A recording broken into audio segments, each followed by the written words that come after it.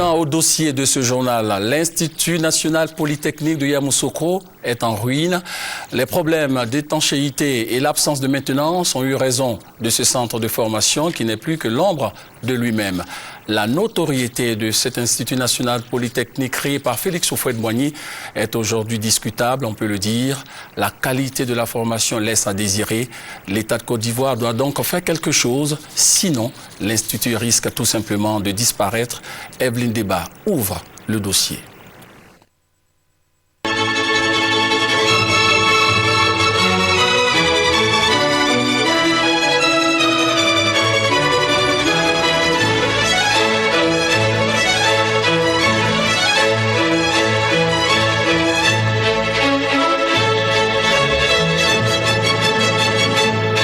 Voici ce qui reste de l'Institut national polytechnique Félix Houphouët-Boigny de Yamoussoukro.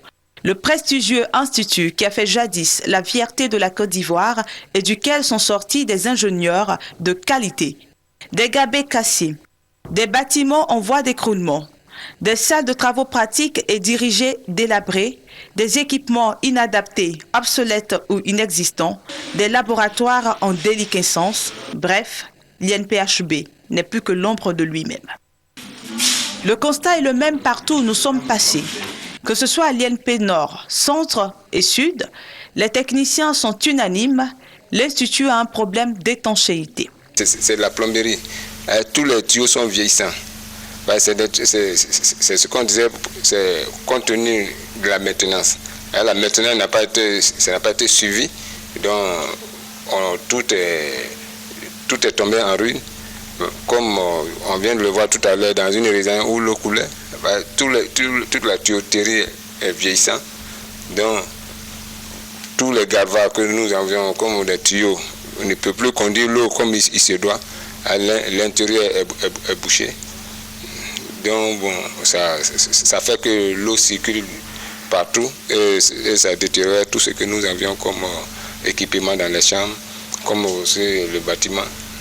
Les bâtiments de ce site datent des années 82 plus précisément. Donc la pose des revêtements date de cette époque. Donc depuis lors, on n'a pas pu les remplacer. Ces revêtements sont arrivés à terme de leur durée de vie, si bien qu'on a des infiltrations d'eau. L'impact, c'est que l'eau descend dans les chambres pour ce bâtiment qui est une résidence d'élèves.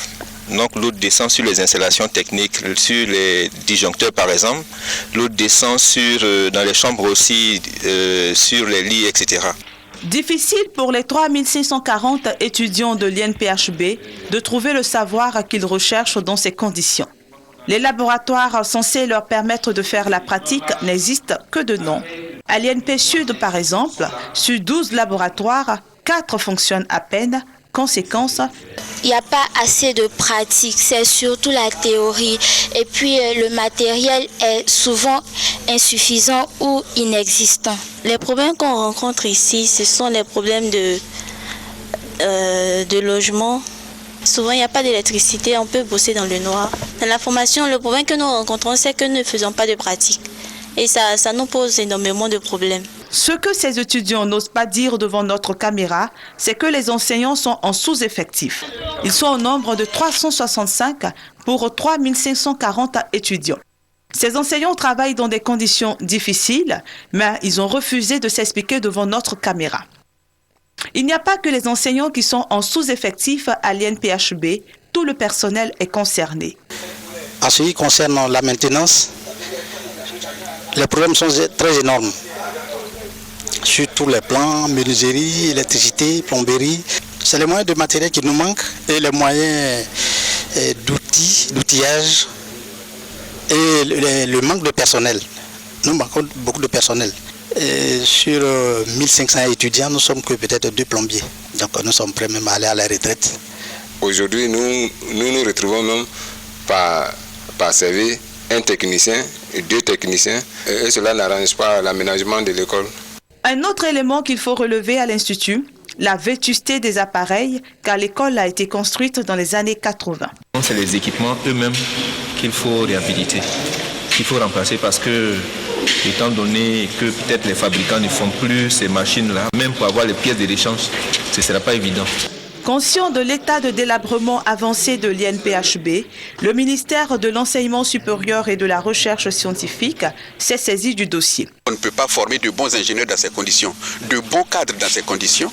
Autant prendre les dispositions idoines qui permettront de corriger une bonne fois pour toutes, puisque, je le redis, c'était un fleuron pour la Côte d'Ivoire, mais aussi pour toute la sous-région ouest-africaine et même africaine. Quand on sortait de l'INP ou de l'ex-INSET ou bien de l'ex-NSTP ou de l'ex-ENSA, on était un cadre dans toute l'Afrique. L'État, par nécessité, trouve toujours les moyens. Je sais, dans la situation actuelle et pour ce que nous venons de vivre, tous les secteurs sont prioritaires. Mais moi, je suis du domaine de l'enseignement supérieur. Nous poserons les problèmes de l'enseignement supérieur pour que l'État les résolve, pour que l'école puisse reprendre. En attendant que des solutions soient trouvées, l'INPHB poursuit sa route vers la ruine. Les zèbres continuent de pousser. Les termites ont toujours le temps de construire leur termitière, faisant parfois oublier aux étudiants qu'ils sont dans une école.